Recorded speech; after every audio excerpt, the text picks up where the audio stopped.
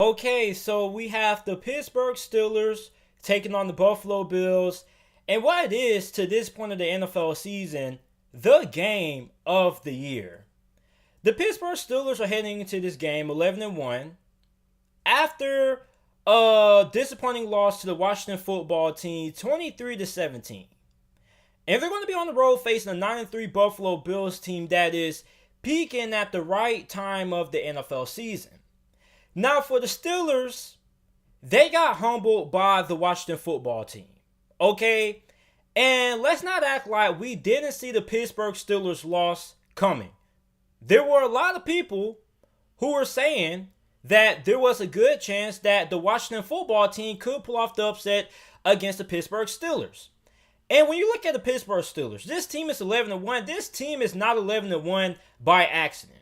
Okay, there are a lot of people out there who are saying that the Pittsburgh Steelers are over it. They're not a good team. That is false. Okay, no team goes 11 and 1 by mistake.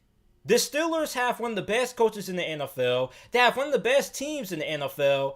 11 and 1 for Pittsburgh is not a fluke, especially when you have a coach who is as good as Mike Tomlin. Okay, so the thing with the Steelers is that the Steelers built their season off bad habits. And you see, in life, nobody cares about bad habits until they end up costing you. Okay?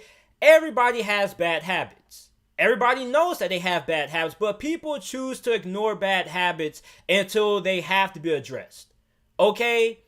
And for the Steelers, the loss that they suffered last Monday night to the Washington football team was the best thing that happened to the Steelers because it forces them to fix their bad habits. You see, when you win utilizing bad habits, you aren't going to be focused on fixing those bad habits until you have to.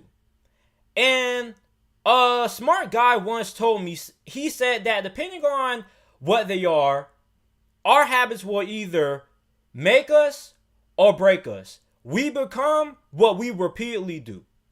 So when you look at the Pittsburgh Steelers, and you repeatedly have performances that you struggle to close out teams that you should beat by a pretty comfortable margin due to A, having a lot of mistakes mentally, a lot of drops, and not playing the best football that you're possibly able to play. And you see the Steelers are so talented of a team that despite the bad habits, they were still able to win because they were so good. But eventually, there is going to come a point in time during the season that the Steelers weren't going to be able to win games despite how talented they were. Eventually, there was going to come a point during this NFL season that the Pittsburgh Steelers' talent was not going to be able to bail them out from their bad habits. And in life, you know, everybody has bad habits. And nobody addresses those bad habits until it comes time. You see, if you have to get up and go to work at 8 o'clock every morning, you set your alarm to 7 o'clock. You give yourself 15 to 20 minutes to get dressed, and it takes yourself 15 minutes to drive to work. Okay? That's a good schedule. But you ever have your alarm ring and then you say, you know what, I'm going to give myself a couple of 15, 20 more minutes to snooze. And then eventually that's a bad habit because you are procrastinating. Instead of getting up at the time that you gave yourself to get up and get ready and get dressed for work and go to work, you want to give yourself 10 to 15 more minutes to snooze. And eventually that turns into procrastination. And eventually there's going to come a point in time that you sleep past your limit and you end up being late for work. And that day that you're late for work can end up costing you your job. So for the Steelers, losing to Washington is going to force them to address their bad habits. And for Mike Tomlin understood that the Pittsburgh Steelers were not a great team as great as they thought they were. You see, the Pittsburgh Steelers were called out by Mike Tomlin after their near loss to the Baltimore Ravens, the game that was supposed to be taking place on Thanksgiving but got moved to Wednesday. And Mike Tomlin said that the Steelers played like a JV football team. He saw this coming. And I saw it coming. I knew that eventually the Steelers were going to win. I told everybody, the Steelers were not going to go 16-0. Eventually, they were going to get a reality check, and they were going to lose. Now, I didn't expect it to be Washington, but it happened.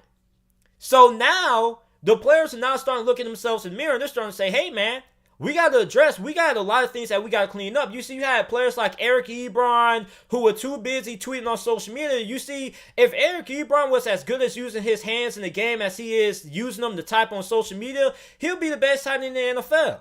But you have Eric Ebron who's dropping 5 passes. You have drops by Deontay. You have a lot of drops. Okay, you have mental mistakes. The Steelers have not played their best football up to this point of the season. And it's crazy to say because they are 11-1, but the Steelers can play a lot better than what they have so far this season. So meanwhile, you see a Buffalo Bills team that's entering this game as a shocking 2.5-point favorite. I think that tells you what Vegas thinks about the Pittsburgh Steelers and their bad habits, and that tells you a lot about how high a lot of people are on the Buffalo Bills. And I've seen a lot of people to go as far to say that the Buffalo Bills are going to dominate the Pittsburgh Steelers. And I'll be honest with you, I would not be surprised if that happens because maybe the Steelers don't clean up their bad habits, which should happen because when you have a good coach like Lamar Jackson, that should happen. But we already know, if you have watched the Steelers for as long as I've been watching the Pittsburgh Steelers, the Steelers always have games that they struggle to beat teams that they have no business struggling against. So you look at the Buffalo Bills, on the other hand, they played their best game of the season when they beat the San Francisco 49ers on Monday Night Football on ESPN. 34-24 was a really complete game. And when you look at Buffalo right now, Buffalo's defense is going to be able to give the Steelers offense a lot of problems. But I don't think Buffalo's defense is going to be good to the point that they are going to shut down the Steelers offense like I've been arguing with a lot of Buffalo Bills fans on Instagram. There are a lot of Buffalo Bills fans who have texted me over the last couple of days. If you're not following me on social media, make sure that you go ahead and do so. JT Sports _ link to my Twitter and Instagram is both in the description down below. But yeah, there have been a lot of Buffalo Bills fans who have DM'd me over the last couple of days saying, hey JT, the Steelers are not going to put 14 points on the Buffalo Bills. And I've been telling a lot of people, why do you think the Steelers are not capable of putting up 14 points on the Buffalo Bills defense? Let's not act like the Buffalo Bills have one of the best defenses in the NFL. As a matter of fact, their best performances came against the New York Jets this year.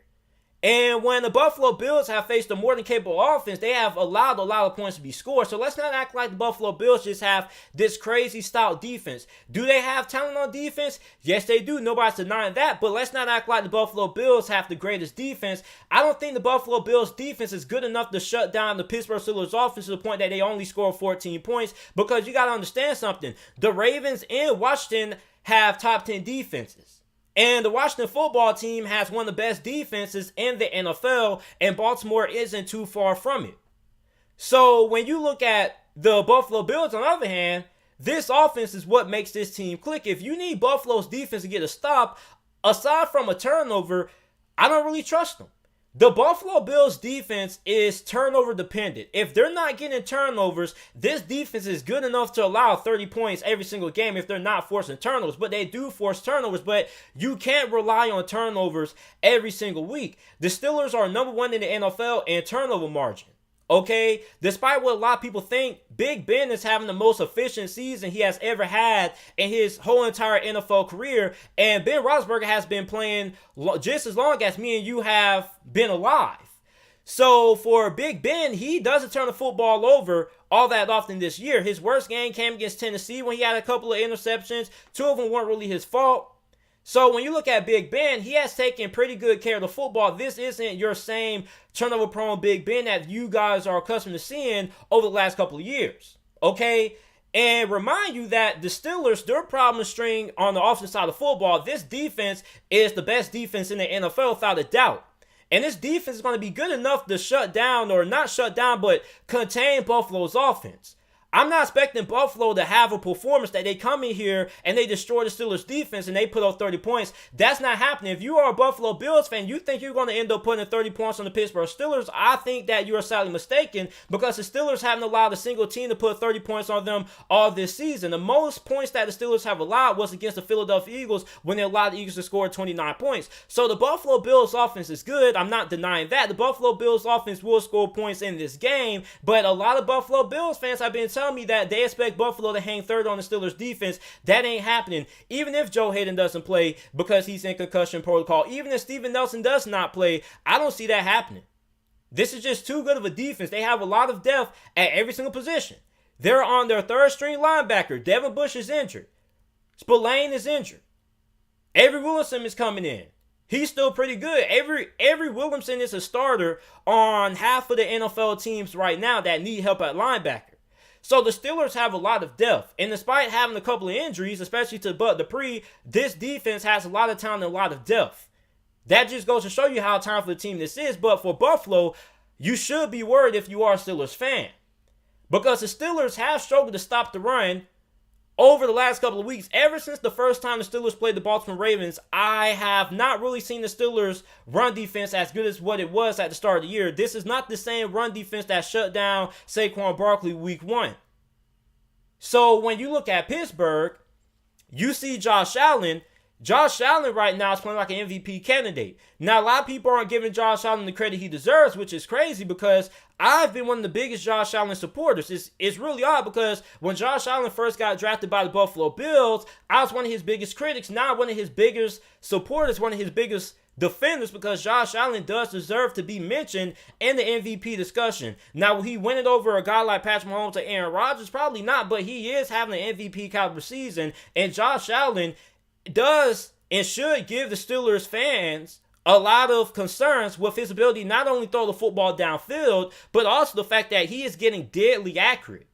Okay? And also, that's not what you should just be scared of. You should also be scared of Josh Allen's ability to run with the football as well. Since he got drafted, only one quarterback has more rushing yards than Josh Allen since his time in the NFL, and that is Lamar Jackson.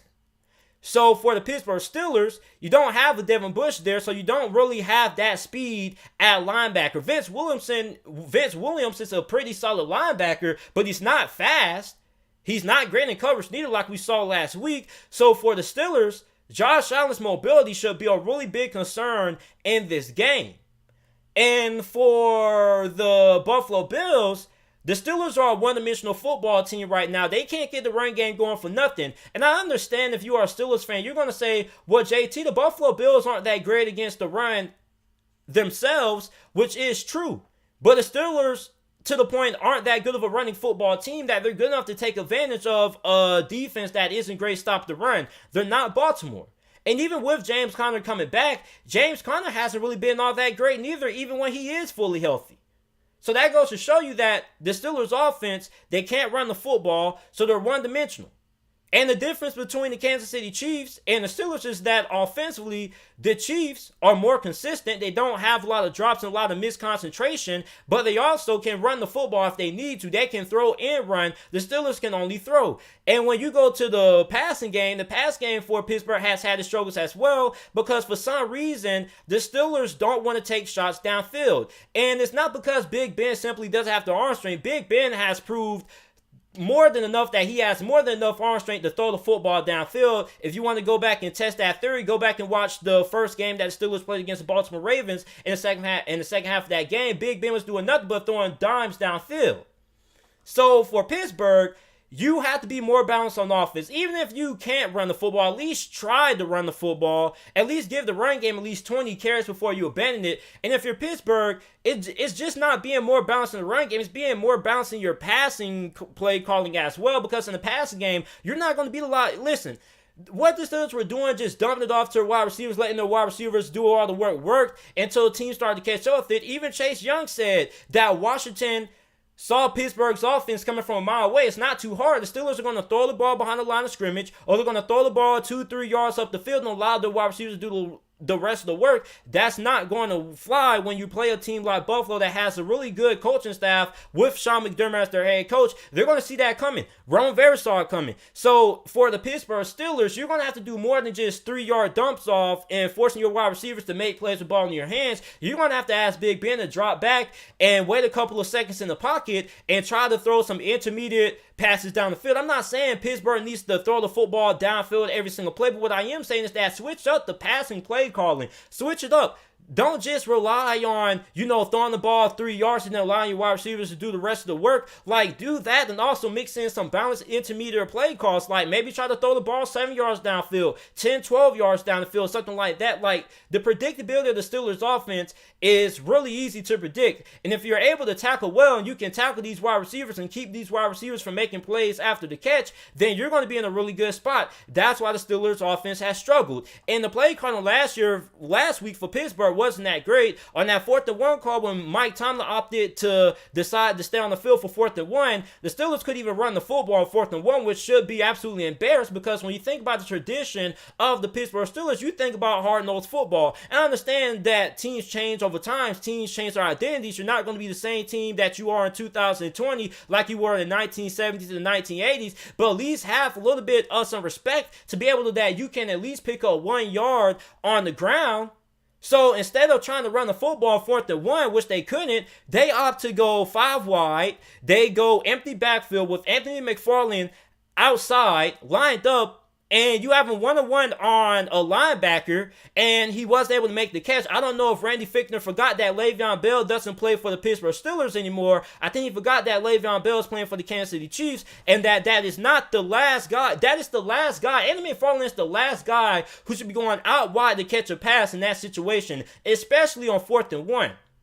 So when you look at Pittsburgh, this is a team that has a lot of issues to clean up, and they are not issues that can't be fixed. Like, the Steelers can fix their problems. It is an execution standpoint. But you look at Buffalo right now. Buffalo is playing really good right now. The month of December is when you want to start hitting your stride. That's when you want to start playing your best football. And right now, Buffalo is doing that. So I look at a Buffalo Bills team that is really good right now. They're clicking on all cylinders. But one thing about Buffalo that really scares me is the fact that that defense is not that great as what a lot of people are making it out to be. And I don't think that Buffalo Bills defense is good enough to hold Pittsburgh to under 20 points. If Buffalo wins this game and holds Pittsburgh to under 20 points, I would be when I say extremely surprised, I would be shocked. And I'm willing to bet money that the Steelers score more than 20 points in this game. I don't think Buffalo's defense is that great like Buffalo Bills fans who have been inboxing me on Twitter and Instagram are trying to make it out to be. Okay, let's not act like the 49ers didn't put 24 points on you with the backup quarterback. Yeah, you forced 2 turnovers, but as we've seen in the past, forcing turnovers is not a reliable way to win football games. There's going to come a point in time that you don't force any turnovers. There's going to come a time when you're going to have to get stops without turnovers. So, from a matchup perspective, we're looking at 2 of the best coaches in the NFL right now. Sean McDermott for the Buffalo Bills and Mike Tomlin. These are 2 of the best coaching staffs in the NFL. A lot of my respect goes to the Buffalo Bills for what Sean McDermott has built there. Remind you that Sean McDermott made the Buffalo Bills team that has been pretty relevant for over the past 2-3 decades to a team that is now looking like they are going to have a really bright future and that they can be a Super Bowl contender for years to come. Meanwhile, you're facing Mike Tomlin, if you were to ask a lot of people, would be in the running for Coach of the Year right now. So for Mike Tomlin, I'm going to have my eyeballs on him because Mike Tomlin, what I want to see is how's his Steelers team going to respond after suffering their first loss of the season. Because it's not about, how you lose, but it's about your response. That is the most important thing to me. I don't care if you lose. I want to see what is going to be your response. When the Kansas City Chiefs lost to the Las Vegas Raiders a couple of weeks ago, my question was, how was Kansas City going to respond to the first loss of the season? They've been on a tear ever since. Another matchup that you want to watch, aside from the coaching staff, from the Buffalo Bills, I want to see Cole Beasley, who is having a Pro Bowl caliber year, 66 receptions, 797 receiving yards, and 4 touchdowns. He's having a really good season for Buffalo, playing that slot wide receiver position. He's going to be matched up against Mike Hilton. So you're going to have one of the best slot receivers in the NFL matched up against the best slot cornerback in the NFL, and Mike Hilton. And Mike Hilton was the Defensive Player of the Week for Pittsburgh last week. If you had to give an award to somebody on the defense side of the football, it would have been Mike Hilton from the performance that he had against Washington. And Mike Hilton is the best slot cornerback in the NFL, going to be matched up against one of the best slot receivers in the NFL and Cole Beasley. And the reason why I say that's going to be an interesting matchup to watch is because you don't have John Brown, who is currently on IR. So if John Brown on IR, the Steelers are going to be keying in on Stephon Diggs. Now, the Steelers have been doing a very good job this year in taking away teams' best wide receivers. They took away Terry McLaurin last week, which really irritated me because Terry McLaurin only had, 2 receptions for 14 yards, I believe. Terry McLaurin has been on a tear this season. He's on pace to have 13 to 100 receiving yards. He should be a first team or second team All-Pro this year. He should most definitely make it to the Pro Bowl. So the fact that the Steelers were able to shut down Terry McLaurin and force Washington to find other routes to throw the football was really impressive. And that was without Steven Nelson. And Joe Hayden didn't even play in the fourth quarter. So for the Buffalo Bills, my question is going to be, if Stephon Diggs does get taken away by the Pittsburgh Steelers and Mike Tomlin, and they do double team him, which wide receiver for Buffalo is going to step up? That is going to have Cole Beasley, and he's going to be matched up against Mike Hilton. So that is going to be a really important matchup to watch if you are a Buffalo Bills fan and you are a Pittsburgh Steelers fan. So when you look at Pittsburgh, like I mentioned earlier, this is not an overrated team. You don't go 11-1 by fluke. Most teams don't even win 11 games. Most teams go 10-6 or something like that. So the fact that the Steelers are 11-1 is really impressive. And remind you that you don't have to blow teams out to be a really good football team. That is a really big misconception that a lot of people have about the Pittsburgh Steelers. People think that the Steelers aren't a good football team because they don't dominate opponents. The Pittsburgh Steelers didn't dominate nobody in 2008, still won the Super Bowl. Okay, you can dominate teams in the regular season and still lose in playoffs. Did you not see the Baltimore Ravens last year? The Baltimore Ravens were the most dominant team in the NFL last year. They had the best record in the NFL. And we saw what happened. They dominated everybody in the regular season. And then the divisional round against the Tennessee Titans, they got smacked. So it doesn't matter how impressive you are when it comes to dominating your opponents. The Green Bay Packers had one of the worst point differentials in the NFL and NFL history from a 13-3 team, and they still went to the NFC Championship game. So it doesn't matter how you win. If you have a great team, you have a great coaching staff like Pittsburgh, all that matters is what you do in the playoffs at this point. So you're not a great team simply by dominating opponents. Like I mentioned earlier, there have been super dominant teams that have dominated and blown out teams every single game they played in the regular season, or most of their games in the regular season, and still go one and done in the playoffs. A good example of that was Baltimore. You want to go even a couple of years back, you remember the 15-1 Green Bay Packers when they lost to New York Giants in the divisional round, led by Eli Manning, which that New York Giants team went on to win the Super Bowl against the New England Patriots? That was in 2008. What was that? I don't remember. Was it 2011? It was either 2012. I think it was 2012. I don't remember. But that New York Giants team, nobody expected the Green Bay Packers to lose that game. They were 15-1. And the Green Bay Packers ended up losing in the division round of that game. So it doesn't matter how dominant of a team you are in the regular season, because at the end of the day, none of that matters come playoff time. What matters is how prepared are you and how good of a team are you when it comes playoff time. Are you going to be ready for the playoffs? That's going to be the question for Pittsburgh, and that's why this is a really big game for Pittsburgh. This is, in my opinion, kind of a must-win game, because if the Steelers lose this game, then Kansas City is going to take control of that number one seed and the AFC. And I think for the Steelers, with the injuries that they've suffered this year, they desperately need that number one seed. And for Buffalo, let's not act like your world beaters, because the Pittsburgh Steelers beat Tennessee. This is the same Tennessee team that Pittsburgh beat that destroyed you a couple of weeks ago. This is the same Buffalo Bills team that was supposed to blow out the New England Patriots, but barely managed to scrape by the New England Patriots due to a last-minute Cam Newton fumble. So you don't have to blow out teams to be dominant. You get what I'm saying? If you have a good team, you have a good coaching staff, you're a good team. And the Steelers and the Buffalo Bills are just as that. So I expect this game to be one of the best games that we've seen in the NFL so far. And for a lot of people, this is the game of the year. So the team I'm going to take to win this game, this is really tough. But I'm going to take the Pittsburgh Steelers to get the victory. I think that the Steelers are going to bounce back in this game. I think they're going to go ahead. They're going to cover that 2.5 point spread there. So if you're looking to bet on this game, I've been like 60% or 70% against the spread this year. I've been dead accurate with my picks against the spread. So I would go ahead and take the under with Pittsburgh to cover that 2.5 for Buffalo. I like Buffalo, but you're looking at a Pittsburgh Steelers team that now that they have reasons to correct their bad habits. Nobody corrects their bad habits until those bad habits cost you. And those bad habits last week costed the Pittsburgh Steelers. The Pittsburgh Steelers, what they're suffering isn't from a fact that they don't have the talent. It's a fact fact that they're not executing. Anytime you have 8 drops, those drops are going to cost you games, and eventually those drops costed the Pittsburgh Steelers last week. But one thing about the Pittsburgh Steelers is that even though they do underplay to their opponents, they always rise to the occasion in big games, and this should be no different. In big games, the Pittsburgh Steelers show up unless you're the New England Patriots, but the Buffalo Bills are not the New England Patriots.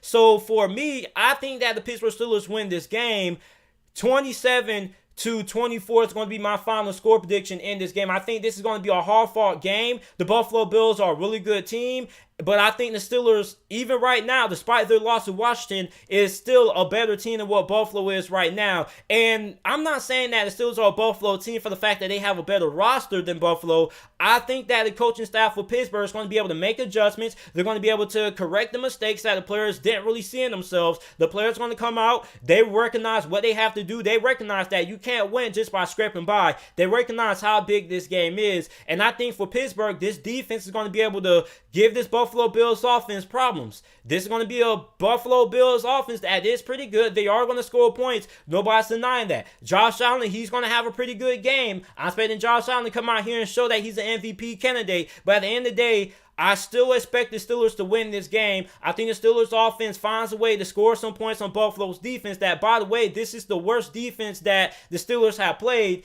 since, the last couple of weeks since they played Tennessee. So for Buffalo, their defense is not that great. If Buffalo's defense can't force turnovers in this game, when I say forcing turnovers, I mean Buffalo to win this game. They need more than 1 turnover to win this game. They need at least 2, and that's going to be really hard when you look at the Pittsburgh Steelers. They are number 1 in turnover differential. They don't turn the football over all that often. So as long as the Pittsburgh Steelers take care of the football, they're able to move the ball down the field.